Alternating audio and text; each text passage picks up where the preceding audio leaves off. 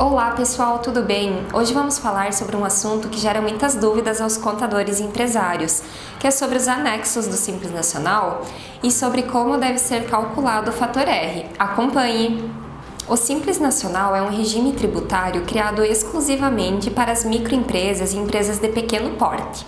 Esse regime foi instituído pela Lei Complementar nº 123 de 2006 e seu principal objetivo é unificar o recolhimento mensal dos impostos, tornando esse processo menos burocrático e custoso. Uma empresa que é tributada pelo regime do Simples Nacional pode ser enquadrada em 5 anexos, os quais contêm informações que utilizamos para encontrar o valor do Simples Nacional a recolher.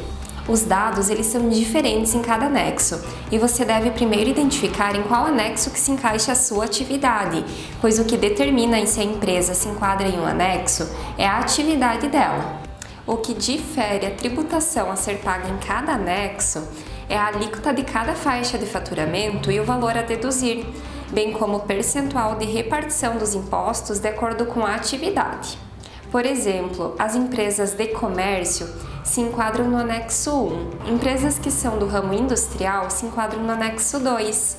Já as empresas que são prestadoras de serviço podem se enquadrar nos anexos 3, 4 ou 5. A Resolução CGSN 140 de 2018 dispõe sobre o enquadramento das atividades nos anexos do Simples Nacional, e no artigo 25 podemos ver quais atividades de prestação de serviços que estão enquadradas nos anexos 3, 4 e 5. Para fins de determinação se uma empresa terá sua atividade de prestação de serviços tributada pelo anexo 3 ou pelo anexo 5, devemos observar uma regra bem específica, que é o cálculo do fator R. Para calcular o fator R, é preciso ter o valor total da folha de pagamento da empresa e a receita bruta, ambos dos últimos 12 meses do período de apuração. A base de cálculo do fator R está disposta no parágrafo 24 da Lei Complementar 123 de 2006. Para as empresas que possuem atividades listadas nos incisos 5º do artigo 25 da Resolução CGSN 140 de 2018,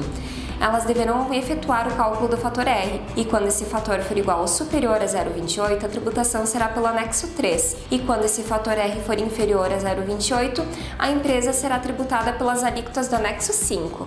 Portanto, a análise primordial parte da atividade da empresa. Na sequência, identificamos em qual anexo a atividade da empresa se enquadra. Depois, verificamos se essa atividade será sujeita ao cálculo do fator R. Eu trouxe um exemplo de um cálculo do fator R para demonstrar de uma maneira mais fácil como que funciona. O fator R é calculado pela divisão do valor da folha de pagamento dos últimos 12 meses pela receita bruta total dos últimos 12 meses. Então, eu vou pegar a atividade de fisioterapia como exemplo, pois esta atividade está sujeita ao anexo 5, mas dependendo do cálculo do fator R, ela poderá ser tributada no anexo 3. Essa empresa de fisioterapia teve uma folha de pagamento dos últimos 12 meses de R$ 72 mil.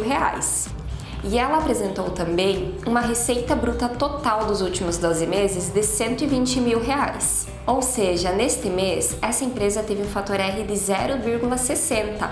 Logo, ela será tributada pelo anexo 3. Contudo, se a empresa tivesse apresentado uma folha de pagamento dos últimos 12 meses de R$ 26.400 e tivesse uma receita bruta acumulada dos últimos 12 meses de R$ 120 mil, o fator R seria de 0,22. Portanto, nesse exemplo, como o fator R foi inferior a 0,28, ela será tributada no anexo 5. Por isso, pessoal, é fundamental efetuar a análise da atividade da empresa, identificar em qual anexo de tributação que ela está sujeita e, se necessário, efetuar os cálculos do fator R, para identificar se a tributação será aplicada mediante o anexo 3 ou anexo 5, para o caso dos prestadores de serviço. Lembrando que o anexo 3 é um anexo menos oneroso para as empresas, por isso é tão necessário analisar todos os pontos. Certo, pessoal? Espero ter contribuído com o seu entendimento sobre essa matéria. Nos vemos no próximo vídeo. Até mais!